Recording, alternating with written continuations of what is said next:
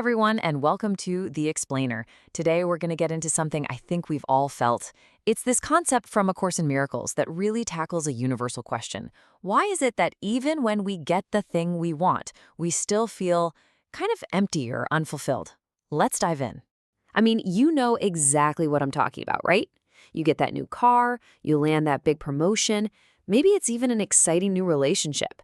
And the shine is just amazing at first. But then it fades. So we're going to explore why that happens, and maybe more importantly, what the alternative could be. All right, so first up, let's talk about what the source material calls the satisfaction trap. And it's exactly what it sounds like, right? It's that endless, exhausting cycle of chasing the next thing, always believing that this time, this will be the thing that finally brings us lasting happiness.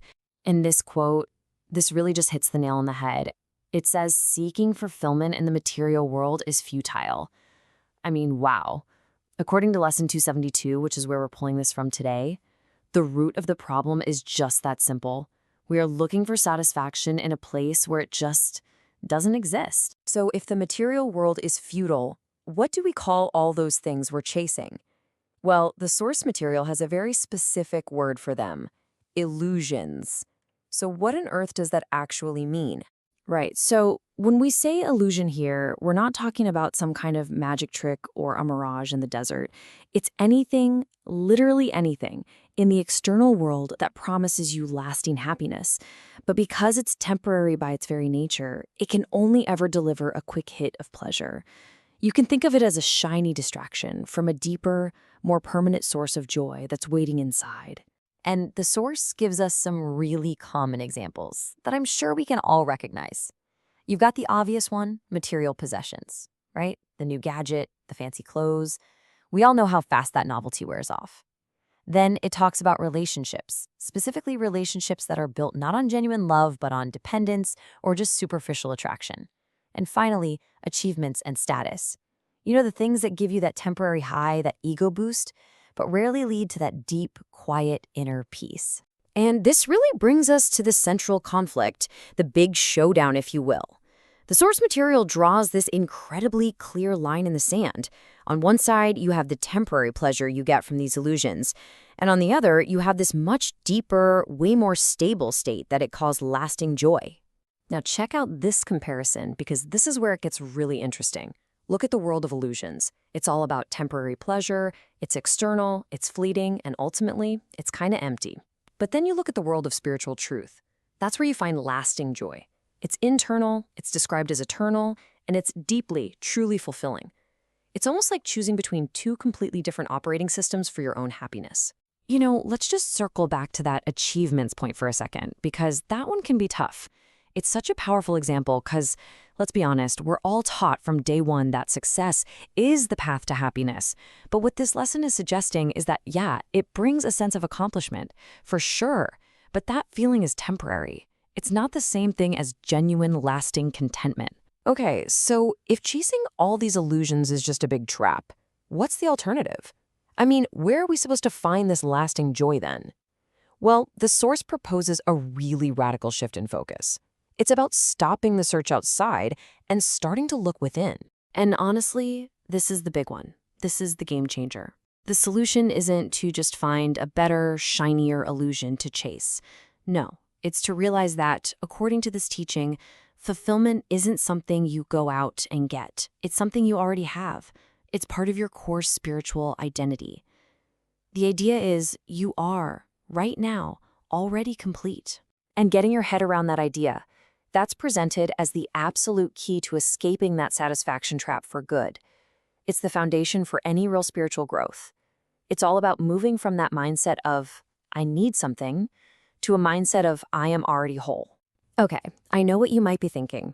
This all sounds great in theory, but how do you actually do it? How does this work in the real world? Well, the good news is, the source doesn't just leave us hanging there. It actually offers some concrete, practical exercises to help make the shift a reality. And here's the toolkit. It's a pretty simple 3-step process. The whole point is to train your mind to stop looking for satisfaction and all those illusions, and instead to start recognizing the fulfillment that's already there. All right, step 1 is all about awareness. Simple as that.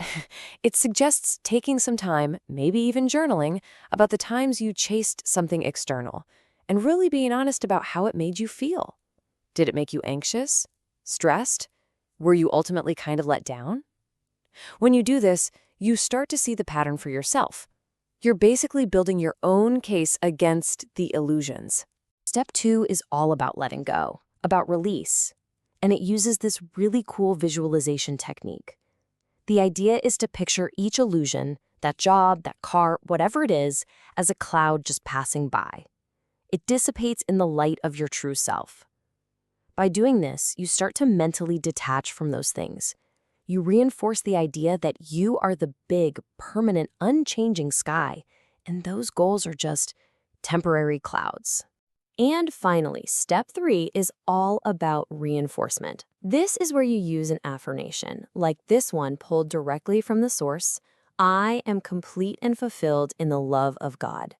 Repeating something like this helps to literally reprogram your thinking. You're actively asserting this new belief in your own completeness, and that strengthens that deep internal sense of worth. So, if we boil it all down, the crucial point is this.